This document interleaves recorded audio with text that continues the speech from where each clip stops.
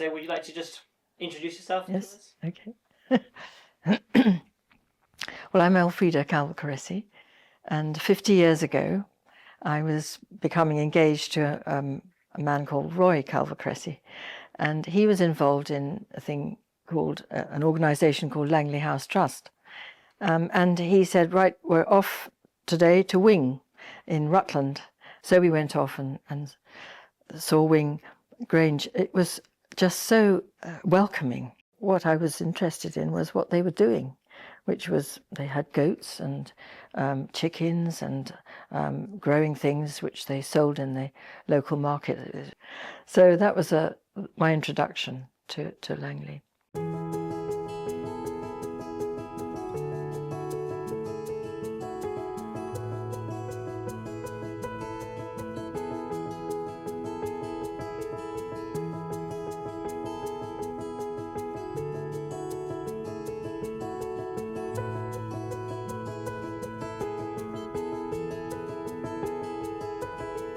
Langley really spearheaded the whole concept and modus operandi, the way of rehabilitation for ex-offenders. Roy came down from university and became a barrister, but he also became a prison visitor. And it was in that context and in the close one-to-one relationship with people in prison that he discovered that there was absolutely no rehabilitation at the time.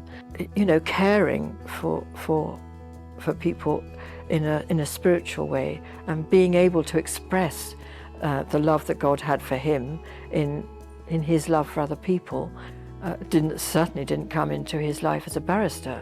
And he found that so hard. At that time, Roy was connected to a thing called Christian teamwork.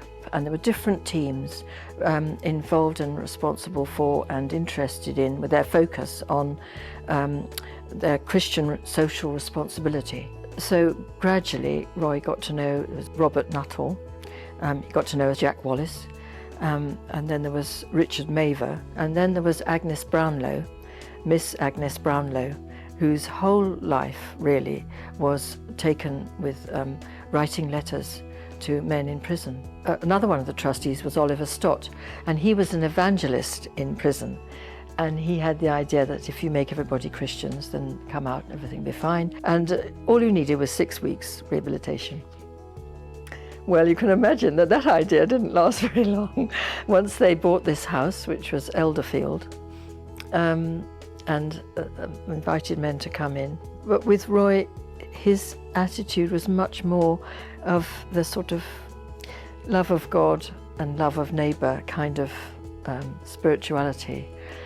So if you focused on God and then loved him through loving other people, that was probably had the biggest effect on changing people's lives. All the time, Roy was sort of thinking of what are the principles behind what Jesus was doing. So then on the side and in the background, started doing Bible studies. How does the gospel actually relate to men in prison? How does it relate to the law? And I actually don't think that many of his fellow trustees had trodden the same path, and so they weren't at the same stage. But Agnes Brownlow had that love of God expressed in her writing, and the businessman had that sort of innate, unspoken love of his neighbour in wanting to help with the finance. And so, they all had to come to some common ground, which was to buy a house and finance it and find the house parent that was required to run it. And so the motivation of the trustees was to provide a home which would provide support, encouragement, obviously a place to live and food, but the possibility of changing their lives around. And the first houses, we call them houses, were run by house parents.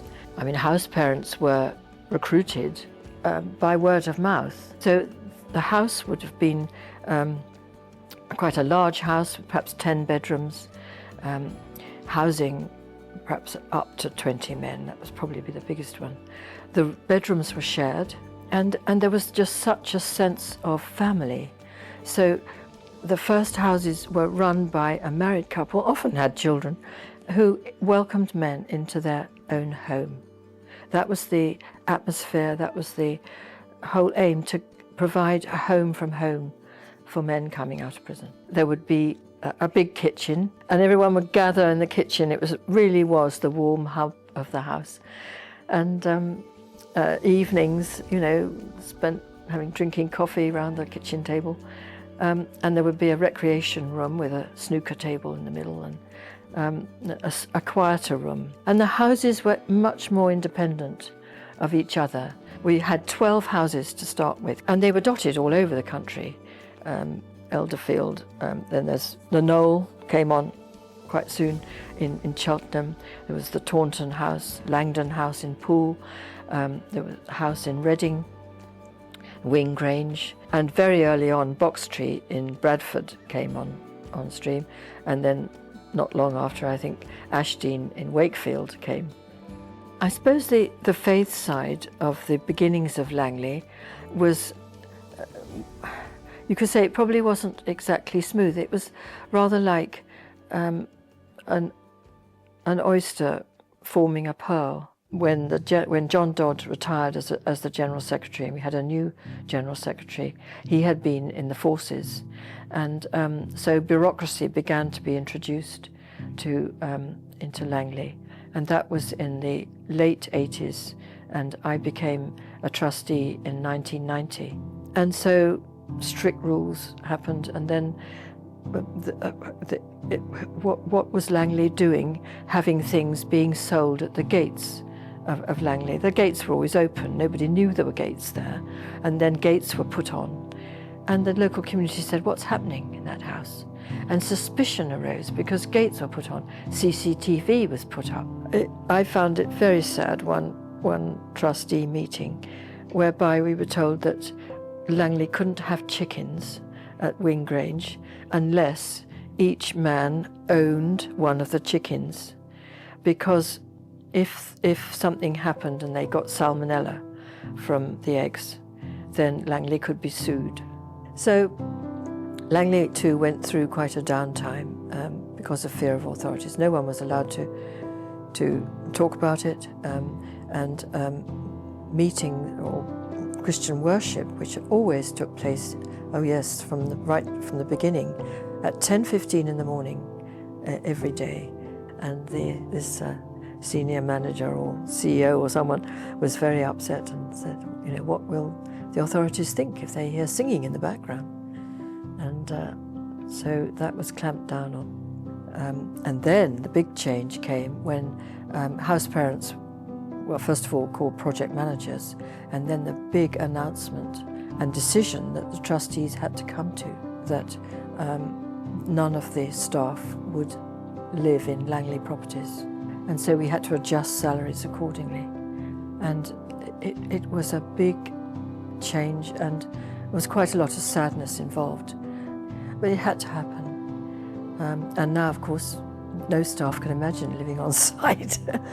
And suddenly, the insurance company that Langley was insured with suddenly realised that they were dealing with an organisation which had very high-risk people in it. And at this point, Tracy had just been employed, and her first task was to put in place contingency plans to close the very organisation down that she'd just been appointed to. And we had this conference call, and there was, people were really worried.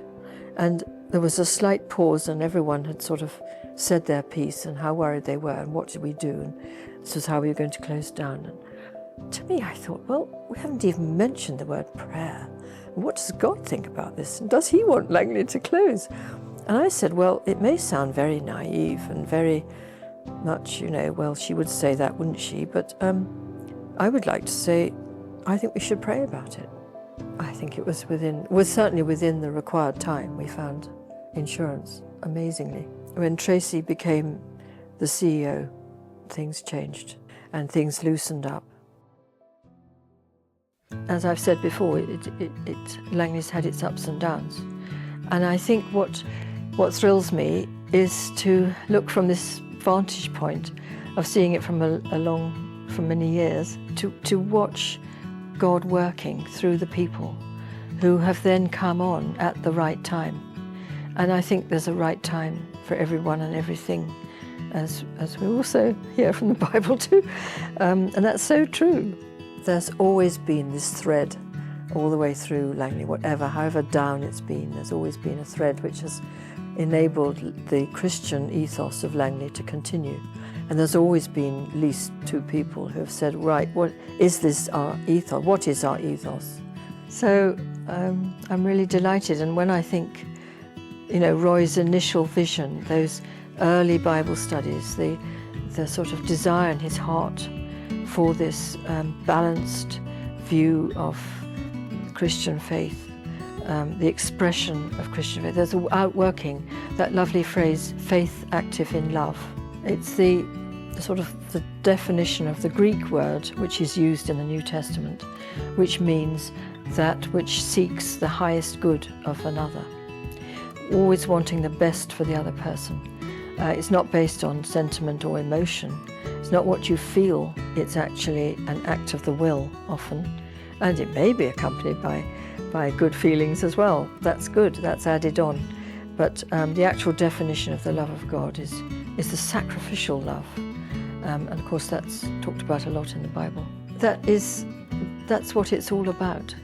And applying it and knowing how to apply it and having the creativity to apply it in every era, in every situation.